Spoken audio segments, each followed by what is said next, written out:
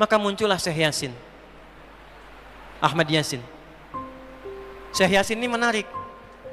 Beliau berangkat ke Mesir tahun 1155-56, belajar di Al-Azhar.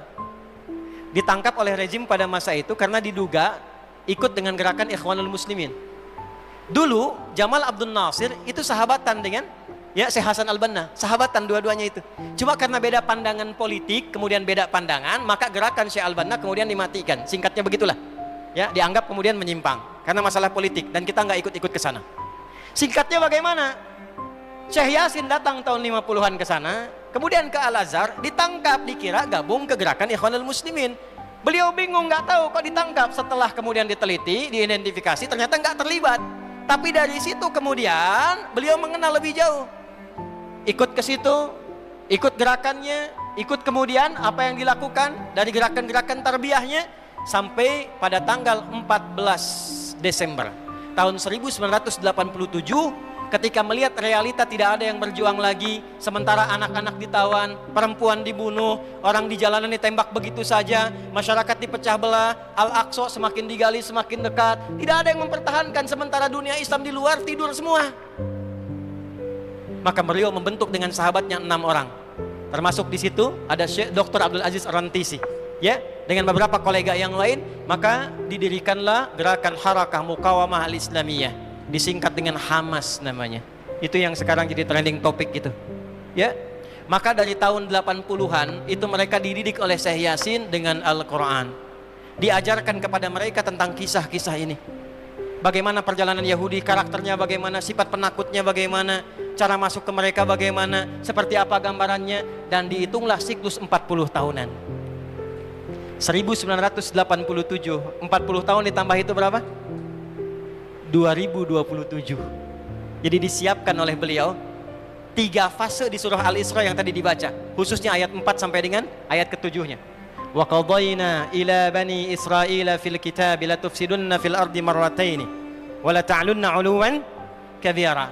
Bani Israel itu kata Allah sudah tetap perjalanannya dari sejak generasinya ini berjalan selalu merusak dan mewarisi karakter-karakter tadi. Maka apa yang terjadi? Kerusakan akan terus dibangun sampai ada kemudian ketiga fase.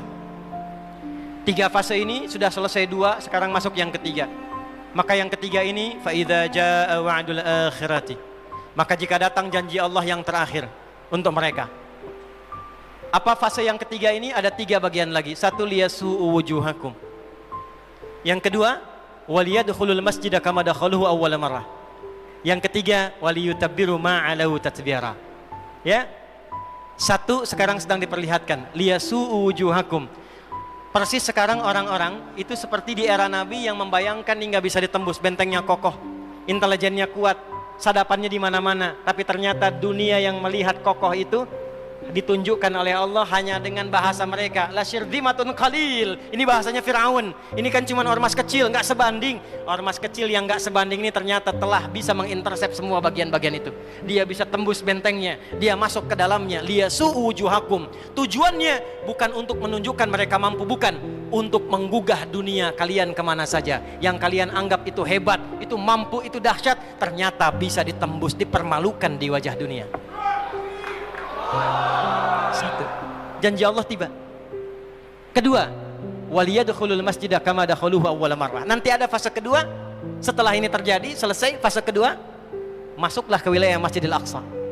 Kembali lagi milik kita itu. Dihitunglah fasenya 40 tahunan.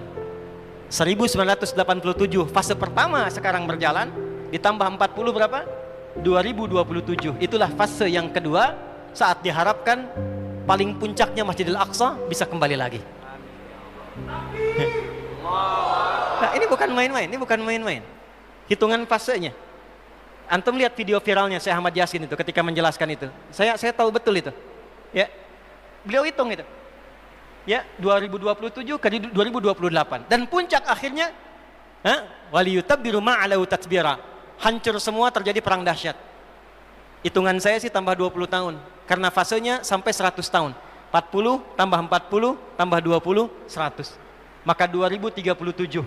Silahkan cek orang-orang yang ada menghitung di pertahanan sekarang. Antum tanyakan pada yang di Lemhanas, pada di macam-macam. Bagaimana kekuatan dunia pergeserannya saya yakin. Hitungan mereka 2037 terjadi sesuatu yang dahsyat. Gerbangnya sampai 2040, di atas 2040 itulah generasi emas akan muncul. Makanya Indonesia masuk generasi 2045. Itu sudah dihitung. 2030 pembukanya. Makanya sekarang punya visi 2030 semua. Saudi visi 2030, Rusia, Cina, Afrika Selatan, Brazil visinya 2030 dengan bikin bridge itu. Semua visinya ke sana. Dan yang paling dahsyat, hitungan itu secara spesifik isyaratnya sudah ada dalam Al-Quran. Dan ini bukan ilmu utak-atik, bukan viral TikTok. Ingat, ini sudah sejarah yang berlangsung dari penelitian masa lalu. Maka wajar kalau sekarang mereka takut dikepung. Kenapa? Karena ketika Hamas datang dengan pasukannya darat, laut, udara, itu mempraktekkan surat Al-Hasyr yang sudah mereka pelajari bertahun-tahun. Datang lewat darat, lewat laut, lewat udara. Takut mereka semua. Maka dikontaklah kemudian kolega-koleganya. Datanglah kapal induk 2 dari Amerika. Satu lagi datang, Inggris datang, kemudian Kanada datang, Jerman siapkan pasukan. Kenapa? Karena trauma dengan pengepungan. Satu.